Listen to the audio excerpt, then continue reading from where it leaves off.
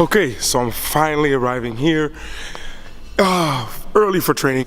And if you guys follow me on Snapchat or Instagram or anything like that, you guys know, or you've been here on the vlog, following the vlog for a while, you guys know when I always say another day in the office. And this is the office. And I realize I've never shown you guys this. And since the weather's not so good outside because it's still super windy, so right now I'm standing in the center court. Right here behind me, that's the scores table. This right here is the bar slash restaurant slash anything you can get during the game, you get it from here. One of the best places, here. All the drinks, everything, right here. Okay, and during our games, this is the court here. During our games, you can buy like all kind of merchandise. And they sell it here. This is the view from the court. All the way up here, not bad. And right here is where they put our bench to sit down. And the bad guys' bench to sit down. The other people, their fans sit here. Our fans, we stay here. So if you guys come to my game, make sure you sit right here. And plus, when I come out the game, I always look over here and I wave to them because it's our fans and they're the best. And I must say it's weird because I'm up here showing you guys this, but my perspective isn't from up here.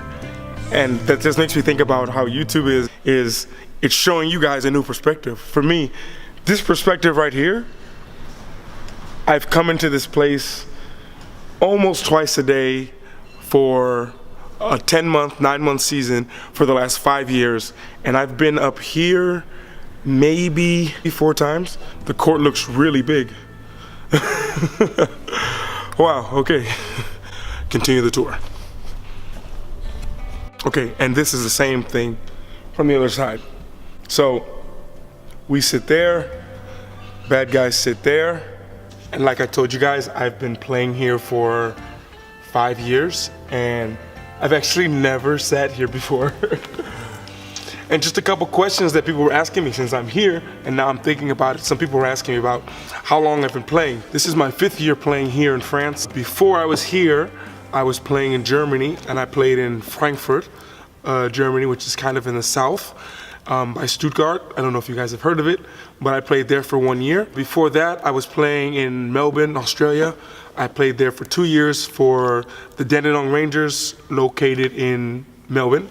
And before that, I was playing in the ABA in America. And another question that a lot of people asked me was how basically when you get to a country as a pro athlete and you arrive there, you kind of aren't given all the tools you need. I guess some teams will give it to you, but as far as like when I got to Germany, I remember arriving there, my house wasn't ready, my car wasn't ready. They gave me some money, they put me in a hotel, they said me training was that night at 7 o'clock, and that was it. So I go to the store, there's nobody there. I didn't have any translators with me, I didn't have any help. I had money, I had a place to stay, and I knew I had training, and that's it. Some of my friends who play overseas, they're giving translators, some of them are giving classes, but with everywhere I've been, I've always had to learn it on my own.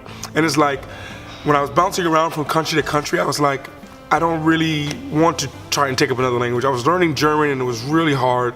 I came to France my first year and I was like, I don't want to learn another language right now. My head was hurting from trying to learn German. If you guys ever try, it's a very difficult language. And so yeah, and then after my 2nd year here in France, I was really starting to fall in love with the culture and everything, and I was like, I really need to learn French because I was going around in the streets and I'm going out at night and coming to the games and everyone's coming up and approaching me and talking and not being able to speak with them really bothered me because I'm really an interactive kind of guy. I love to speak to the kids, to the families, and I didn't know how to say it. All I knew how to say was merci, which is thank you, and ça va, which is like, okay. It was at this point I was like, I really need to learn. And I get a lot of you guys asking me how exactly I learned, which is the real question. Me personally, I tried everything. I tried Duolingo, I tried Babbel, I tried Cafe Mocha, I tried so many applications. The best thing I found that helped me was Coffee Break French. I answered that question for some of you guys on my Instagram live session the other day. It was called Coffee Break French. I'll write it down at the bottom, one of these things, Coffee Break French. They also have a Coffee Break Spanish, which is how I learned Spanish. And yeah, that's a question that I get asked a lot, so thought I'd give you the real in-depth answer of it. And being here in France, you really, especially here in the south of France, from what my perspective is that they love it here. They love living here. They love living by the beach. So they don't really get out much. They maybe travel to New York once a lifetime or once every couple of years.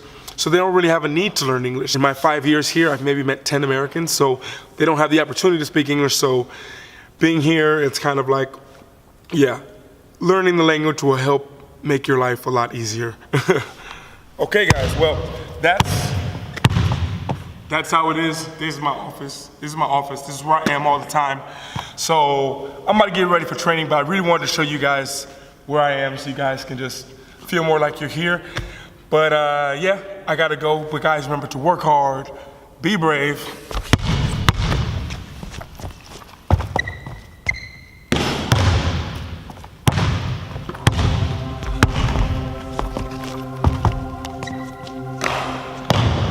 And don't forget to smile.